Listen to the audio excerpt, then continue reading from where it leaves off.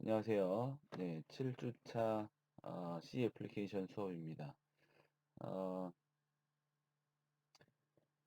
네, 요새 코로나 바이러스 상황이 많이들 이제 좀 좋아지고 있는 것 같다라고 얘기를 많이 하는데, 저도 뭐 이제 그렇게 느껴집니다. 어느 정도는. 네, 이제 그렇지만 이제 학교에서는 뭐 여러분들의 안전과 그다음에 어, 이제 바이러스 확산에 뭐 이렇게 좀 집중되지 않는 뭐 이렇게 근거지가 되지 않을 만한 일들을 하기 위해서 이제 차츰차츰 대면 수업을 진행하겠다 이렇게 발표를 한 것 같습니다. 음, 그래서 이제 졸업 작품을 위주로 실습 위주의 수업들이 먼저 대면 수업을 시작한다라고 발표를 한 것 같습니다. 그래서 C 애플리케이션 수업은 조금 더 지나야 될 것 같고요. 그래서 어, 예, 중간고사를 이제 만나서 볼 수 없는 상황이 될 것 같습니다. 그래서 중간고사는 네, 레포트로 처리를 하기로 지금 마음을 좀 먹고 있고요. 그래서 제 여러분들께 문제들을 좀 내드리고 그 문제들을 이제 해결하는 방향으로 하려고 합니다. 물론 이제 그 문제들을 뭐 여기저기서 찾으면 나올 수도 있겠죠. 그리고 저는 이제 그런 코드를 나오지 않을 만한 코드들을 이제 좀 여러분들 잘 어, 공부한 것들을 활용할 수 있도록 문제를 잘 내야 되긴 하겠지만 어, 아무튼 중간고사를 그렇게 레포트 형식으로 좀 대체하려고 지금 생각 중입니다. 좀 자세한 내용들은 나중에 이제 뭐 그 가상강좌에 내용이 올라갈 거라고 생각합니다. 어, 조금 이제 걱정이 되는 것은 이제 포인터에 대한 내용들과 그다음에 배열의 내용들을 우리가 충분히 이제 실습을 같이 여러분들 진행하면서 시간을 보내지 못해가지고 여러분들이 좀 덜 익숙하지 않을까 하는 생각이 좀 들고요. 그리고 이제 어찌어찌 하다 보니 이제 구조체까지 넘어왔는데 구조체 내용들도 개념을 파악하고 또 뒤쪽 부분에 오늘 이제 뒤쪽 부분에 나오는데 구조체의 포인터와 배열을 적용하기 위해서는 포인터와 배열에 대한 이제 앞쪽에서 배운 내용들을 이제 명확하게 개념을 가지고 있어야 합니다. 그래서 그런 내용들이 이제 좀 걱정이 되기는 합니다. 네. 그래서 여러분들이 잘 이렇게 성실하게 동영상을 보면서 실습을 좀 해주면 좋겠다는 생각이 들고 이제 문제를 풀 수 있을 만한 여러분들이 이제 이론을 적용할 수 있을 만한 문제들을 조금 더 타이트하게 드려야 되겠다 하는 생각들을 하고 있습니다. 어찌됐든 오늘도 동영상으로 수업을 하게 되었으니까요. 동영상을 같이 잘 보시면서 중간중간에 이제 부여되어 있는 과제들을 실습 문제를 해결하는 과제들을 여러분들이 가지고 있는 지식과 우리가 지금 배우고 있는 여러 지식들을 동원해서 뭐 그렇게 제가 여기서 드리고 있는 문제들은 이제 개념을 이해 잘 했느냐에 대한 문제들이 많으니까요. 이게 해결하는데 어렵지는 않을 거라 생각합니다. 자, 오늘 이제 계속 실습 수업을 요 C 애플리케이션 수업을 계속 해 가도록 하겠습니다. 예, 지난주에 구조체에 대한 개념적인 것들에 대한 얘기를 좀 했었고요. 구조체 변수를 어떻게 선언하는가에 대한 이야기도 했습니다. 자, 이제 이번 주부터는 조금 더 이제 구조체를 어떻게 활용할 수 있는가, 그리고 구조체 포인터와 배열에 대해서도 후반부쯤에 얘기를 하도록 하겠습니다. 자, 구조체 변수의 크기 보도록 하겠습니다. 구조체가 사용자 정의형으로 사용자가 필요한 대로 데이터를 만들어내는 형태라고 말씀드렸죠. 네, 인트형과 뭐 캐릭터형, 그다음에 더블형 이런 것들이 변수를 생성했을 때, 변수를 선언했을 때 할당되어지는 바이트 수가 존재하죠.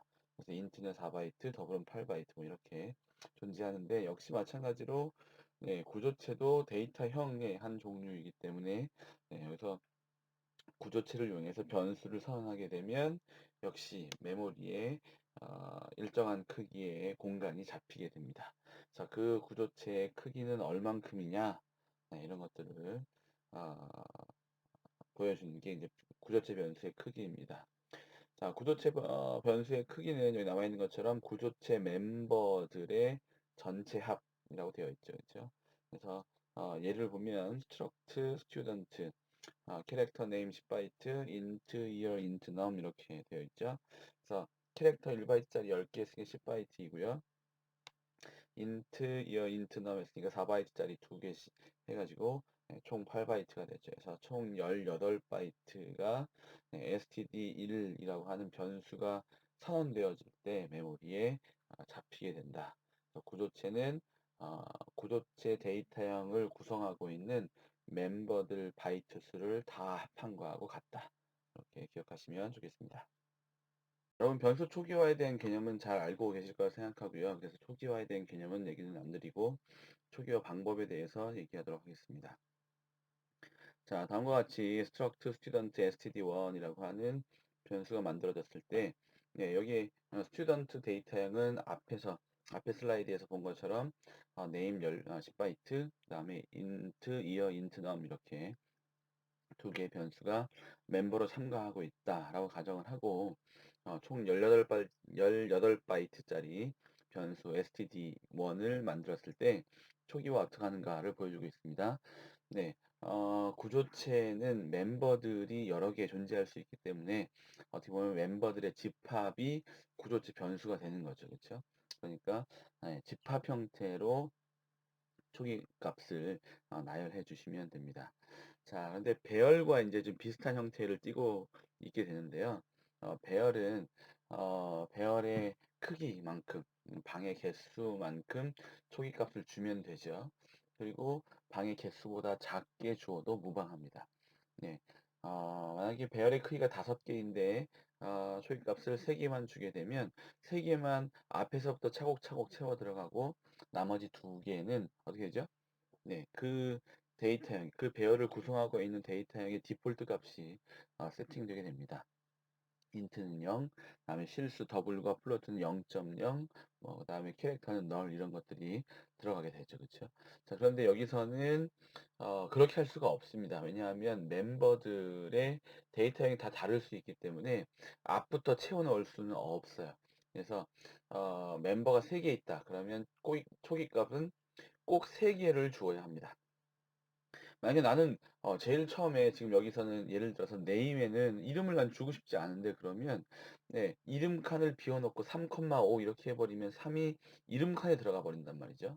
그래서 그렇게 할 수는 없고 이름 칸을 비워놓고 싶으면 네, 따옴표를 2개 연속해서 써서 널 값을 들어가도록 세팅을 주든가 아니면 스페이스로 그냥 이렇게 따옴표 안에 스페이스를 눌러서 비워놓도록 하든가 실제로는 스페이스가 들어가 있는 거죠.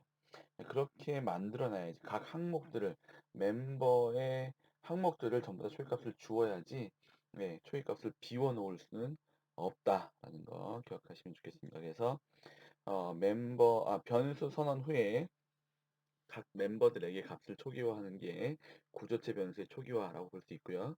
그다음에 멤버 변수와 멤버의 순서와 타입에 맞게 초기값을 설정해야 된다고 얘기해주고 있고 다음에 멤버가 다수이기 때문에 중괄호를 사용해야 된다라고 얘기하고 있고요.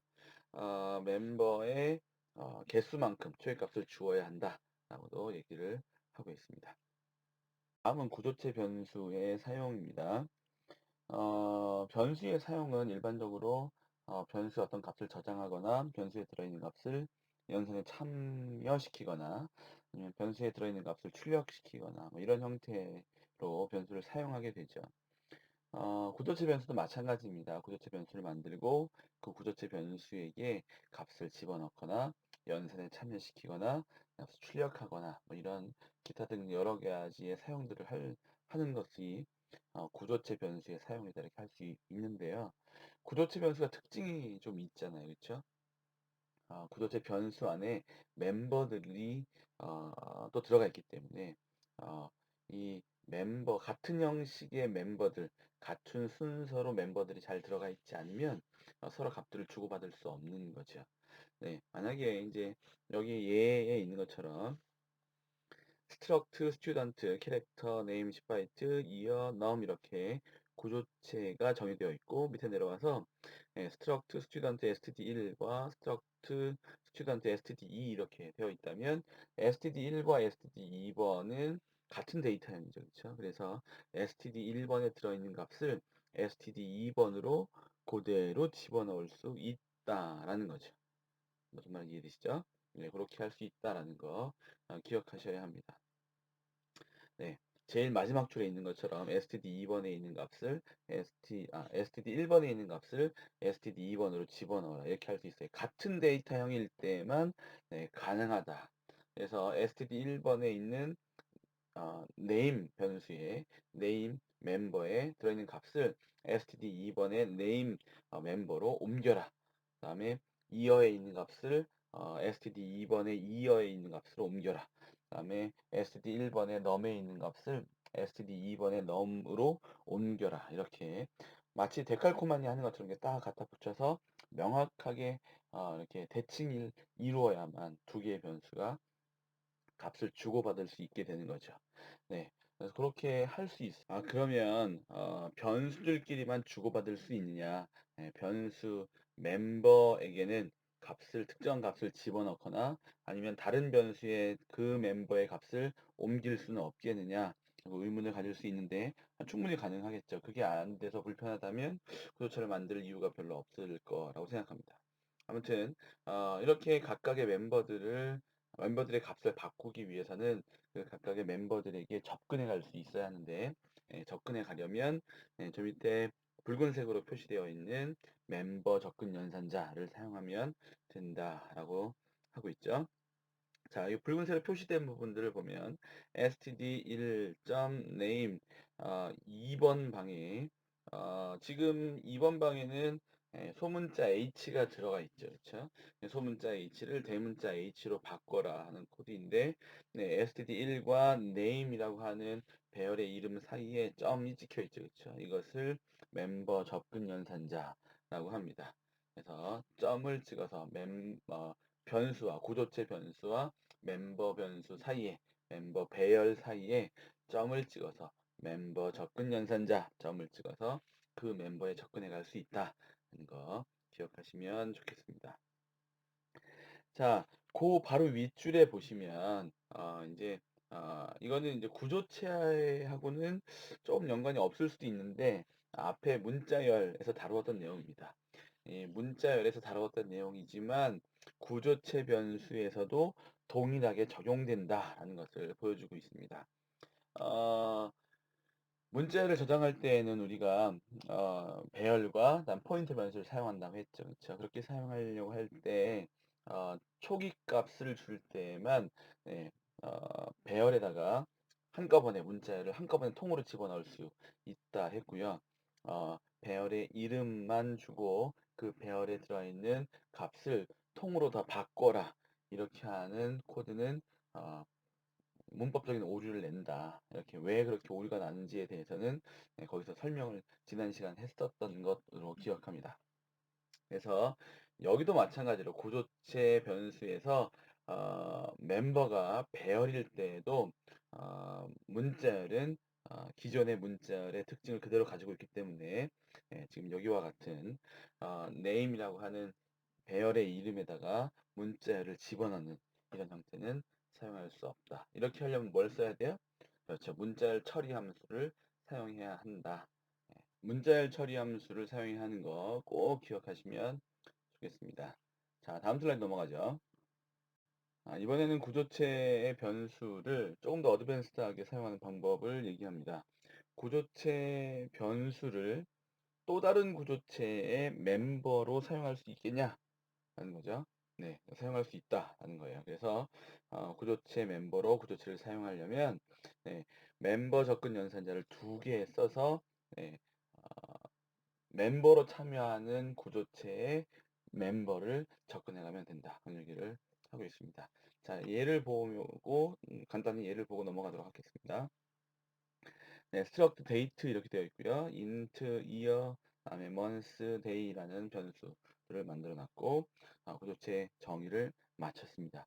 그리고 구조체를 또 하나 account라는 구조체를 또 하나 만들어 냈는데 거기에 첫 번째로 struct date open이라는 변수가 참여하고 있네요. 그러면 open이라는 변수 안에는 year, month, day가 멤버로 참여하고 있는 거예요. 네, 그래서 struct 형태 스트럭터 어카운트 형태의 변수가 만들어지게 되면 오픈 안에 있는 어, 이어나 먼스나 데이를 접근해 가기 위해서 멤버 접근 연산자 한 개를 더 써야 되는 상황이 되는 거죠. 기억하시면 좋겠습니다. 자, 제일 밑에 그 어카운트의 변수를 만드는 또 초기화하는 방법들 그 밑에 어떻게 값을 변경하는지 접근해 가는지 한 번만 더 보고 넘어가도록 하죠. 구조체 변수를 보면 struct account abc 이렇게 되어 있고요. 초입값을 주고 있습니다. abc라는 변수의 멤버로 open이라는 변수가 참여하고 있는데 네, 이 open은 또 다른 구조체를 만들어서 생성한 변수이죠. 그래서 open 안에는 year, month, day가 이렇게 있으니까요. 그 값도 초기값을 주고 있습니다. 2019, 4, 20 이렇게 해놨고요. 그다음에 네임을 탐이라고 줬고 그다음에 뭐 어카운트 넘버 이렇게 해서 2000이라고 주었네요. 네.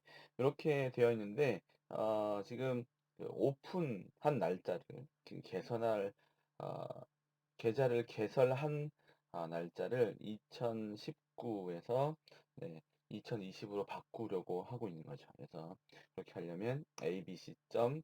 어 open.year 이렇게 주어야 한다라는 거. 그래서 멤버 접근 연산자를 두 개 연속해서 쓰고 있죠. 네, 이렇게 두 개를 쓰면 구조체 변수의 멤버로 구조체 변수가 참여할 수 있게 됩니다. 다음은 구조체 변수를 비교하는 겁니다. A라는 변수와 B라는 변수에 들어있는 값이 같으냐 이런 것들을 물어보기 위해서 변수 자체를 비교할 수 없겠냐라는 거죠. 그래서 변수 안에 들어있는 값을 어떻게 비교할 수 있을까에 대한 내용이 이번 슬라이드이고요. 구조체 변수의 모든 멤버 값이 같은지 비교하기 위해서 구조체 변수 A와 구조체 변수 B가 같으냐 는 이퀄 두 개 같이 관계 연산자를 쓸 수 있느냐인데 결론적으로 그 밑에 구조체 변수에는 관계 연산자 같다를 쓸 수 없다라고 되어 있습니다. 그러면 어떻게 해야 되냐? 네, 각 멤버 변수들이 같은지 멤버 변수들을 한 개 한 개 개별적으로 비교해야 된다라는 거 확인해 보도록 하죠.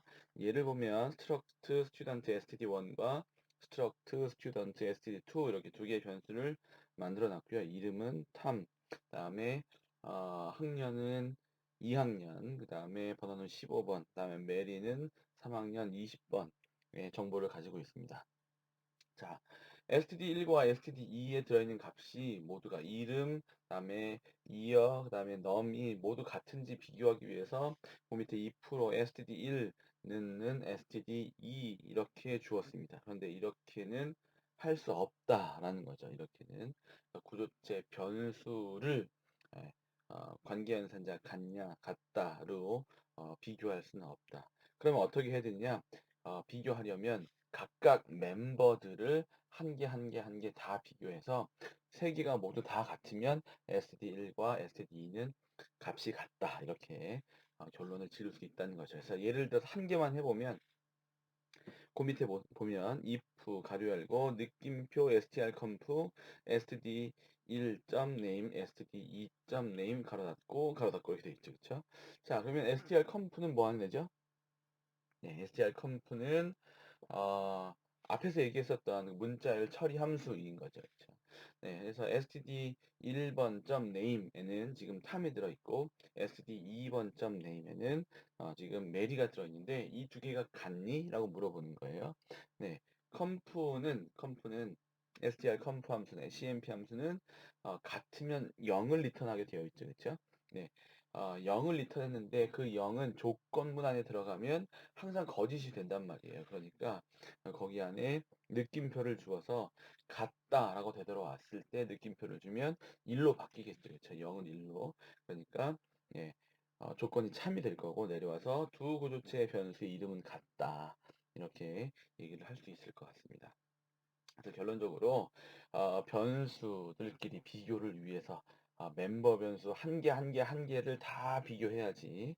네, 구조체 변수 비교할 수는 없다. 네, 기억하세요. 여기까지 하고 구조체의 활용 부분들에 대해서 일단락을 하도록 하겠습니다. 그냥 일단락 할 건 아니고요. 지금까지 배운 내용들을 토대로 해서 네, 예제를 하나 풀어보도록 하죠. 문제는 두 개 드릴 겁니다. 문제 두 개를 잘 풀어보시고 네, 다음 두 번째 시간에 만나도록 하겠습니다. 자, 지금까지 했던 구조체에 대한 내용들을 적용할 수 있는 문제입니다. 이 문제는 제가 뭐 풀어드리지는 않을 거고요. 여러분들 작성을 하셔서 네, 과제 제출함에다 제출해 주시면 좋을 것 같습니다. 네, 제품의 이름과 수량, 단가를 입력받아서 출력하는 프로그램을 프로덕트형의 구조체를 정의해서 작성하라고 했습니다. 네, 구조체 정의를 잘 할 수 있냐? 뭐 이런 형태의 예제입니다. 여러분, 크게 어렵진 않을 것 같고요. 다음에 구조체 멤버 변수들의 앰퍼샌드를 붙여서 입력받으시면 네, 크게 어렵진 않을 것 같습니다. 네, 한번 간단하게 작성해 보시면 좋겠습니다. 자, 첫 번째 시간에 나온 두 번째 실습 예제입니다. 두 번째 실습 예제를 같이 한번 읽어보죠. x.y, x, y 좌표를 사용하는 좌표 평면의 한 점을 입력받아서 입력받은 점이 몇 사분면에 위치하고 있는지를 출력하는 프로그램을 작성하라고 했고요.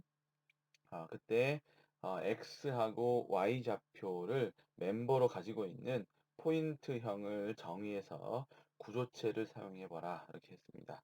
네, 여러분 여기서 한 점을 입력받는다라는 것은 그 한 점의 x좌표와 y좌표 이 두 개의 정수를 입력받는다라는 형태입니다. 그래서 여러분 4분면에 1, 4분면, 2, 4분면, 3, 4분면, 4, 4분면이 있죠. 그렇죠? 1, 2, 3, 4, 4분면 중에 몇 사분면에 입력받은 값이 출력되는지 찍히는지 이게 출력하는 거죠. 그래서 뭐 1,2 그러면 얘는 1사분면에 있는 점이다. 이렇게 출력을 하면 될 겁니다. 뭐 어려운 내용은 아닐 거라 생각하고요. 한 번씩 실습해 보시고 다음 두 번째 시간에 만나기로 하겠습니다. 수고하셨습니다.